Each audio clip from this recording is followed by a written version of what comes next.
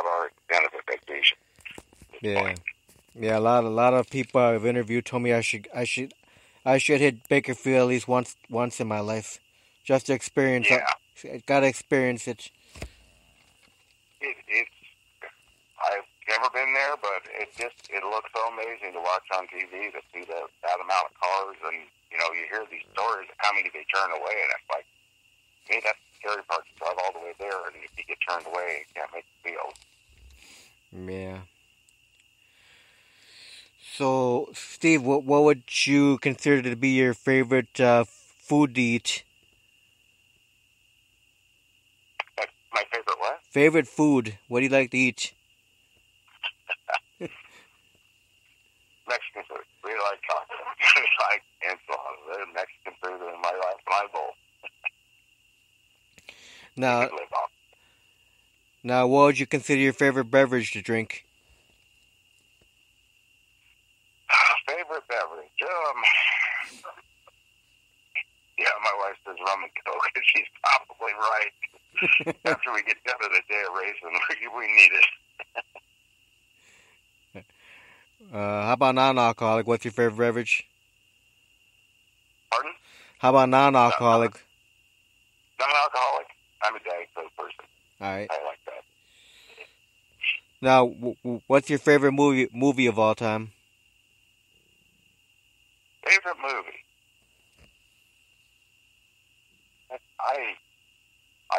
I hate to say it, I really don't have a favorite. That's not a good question, but not only a good answer. But I just sort of, I like them all. If I like them, I watch them. If I don't, I sort of turn them off or ignore them.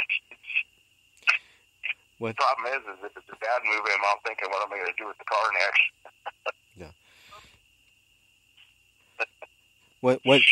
What's your favorite kind of movie? Like action, comedy? What kind? Probably comedy. All right. Yeah. Trying to think of a couple comedies we do. My mind's drawing a blank right now. I'm sorry. What's your favorite music to listen to? A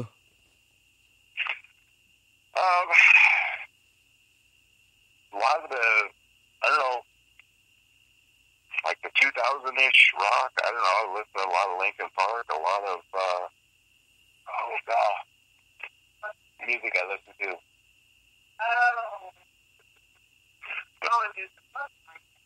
Shine down, she says, that kind of stuff.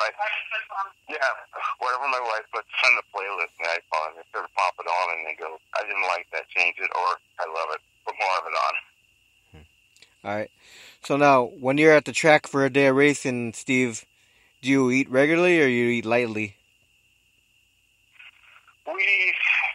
We usually, a little bit of both. We'll get up in the morning and we'll have oatmeal, that kind of stuff, and then it just depends what we have during the day for everybody to snack on, type thing. Now, if you weren't drag racing, what do you think you'd be doing with your life? I have no clue. It's consumed my life for the last 5 years. I am so lost without it. I don't know. There would be some other project. I know that, but this is sort of the best one of all. I mean, we went from all the other hobbies, and I don't know why, then full circle back to drag race. Now we wanted to get back into it. It consumes your life, or it does mine at least, because there's always things to do, always things to change, always things to think about, to be better, to make life simpler for the crews, make life simpler for us. Changing technology, I mean, as goofy as it sounds, I spend a lot of time watching everybody's YouTube videos on what they've done and how not to make their mistakes, and see if we could pick up any little hints. And I've been told that before. When you walk around the pits, even think about it. Walk around and look at everybody's cars. You can come up with new ideas. It's true. It's time consuming. I don't know. It's consumed my life. Now, can you think of one embarrassing moment you've had in your drag racing career? Yeah. Most most embarrassing one had to be the first pass we ever made in the Alter. Went out there, and the first time I ever drove a blown car, everything I had was injected. And I went into it too far and did one hell of a burnout, according to what everybody says, and it was great and all this. And I reached up to grab my brake handle, and my fuel shut off on the brake handle, and I pulled real hard and shut the car down. It's like that was it. Yeah, so it was like, well, that was embarrassing enough at that point.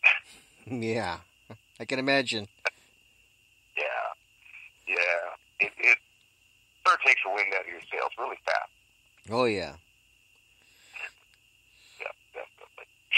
So, what would you consider the fondest memory of your whole drag racing career? Fondest memory? You know, I unfortunately I don't have one yet because every time I go out, it gets better and better. I mean, I'll tell you one that it's going to sound goofy that really sticks in my head, and I don't know why. We were up in Seattle, and we made 3 runs that day with the Nitro Funny Car thing. And I was walking back. We just brought the cars back, and the crews would push the car back, and Kim Parker was in front of me. And I go, I think I'm done. And she turned around, and she looked at me. She says, no, you're not. You're running again. And the fire in that woman's eyes, she said, I'd run every weekend if I could. I was just going, I guess I need to have that kind of attitude, too. She was 100% right. Any opportunity to get back in that car. And I don't know why, but that is a very fond memory of mine that is stuck in my head. Now, if people are listening into this interview right now and they want to find a schedule for your funny car, what's the best way for them to find a schedule? My wife keeps everything up to date on what we're doing on our Facebook page, which is Half Fast Racing NW. That's HALFFAST Racing NW. And she'll post it on there when we get ready to go to a race, or she'll post it on there prior, to the season, what we're going, when we're going to do it. And, if anybody wants to crew or anything, that's the place to contact her through there. And we just, if anybody wants to come out and see what this is about, contact us. We'd love to have them out there so they can be around the sights and the smells and what goes on at the track, It's all about promoting the sport. We wouldn't be there if it wasn't for the fans. Or if anybody wants to be a sponsor, you can contact Steve, too. Oh, that would be great. Yes, we'd love to see that. We got a few parts we'd love to have. Yeah. We'd be more than happy to put their name on the car for that. Yeah. Definitely. So, Steve, how important do you think it is for the families to bring their kids out to watch drag racing? A lot. Because it is a family sport. I mean, we're very happy. Our daughter's there. We wish we could get more of our grandson's there. Which is opening up the door for us to put him in a junior drag shoot down the road. The sport's going through some rough times as it is, I mean, but to bring the families out too, and you're seeing a lot more of the drivers, whether it's big show cars or alcohol guys, or even the nostalgia ejector cars, getting involved with the crowds, and letting the kids sit in the car and everything. To us, that's an important thing. Get the families out, bring them out, promote the sport of drag racing, get the kids involved.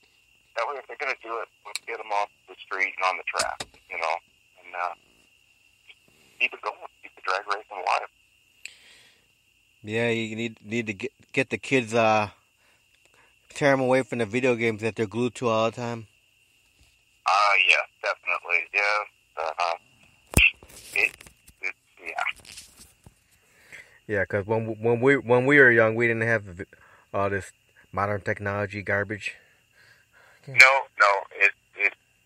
you grew up, and I was happy to go get the most bricks and straps lawnmower motor and tear it apart and have fun with it. Now to see that happen doesn't happen anymore. It died.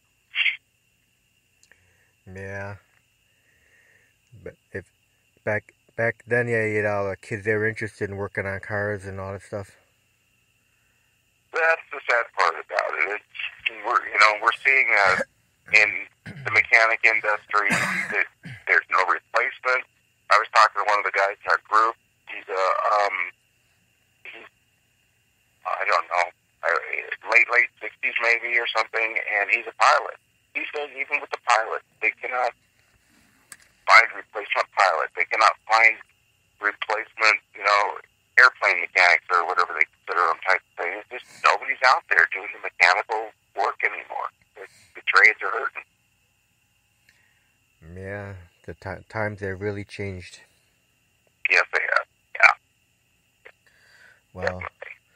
well, Steve, I want to thank you very, very much for taking time to do an interview with me. Well, thank you for having me. I appreciate that. I hope we can promote more drag racing here and maybe get more fans to our page.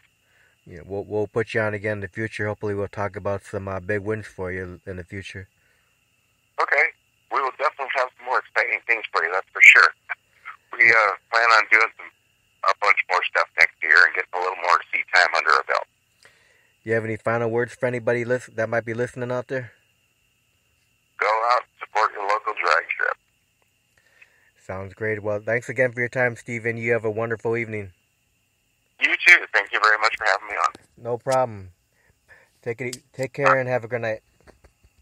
Thank you. Bye. Bye-bye.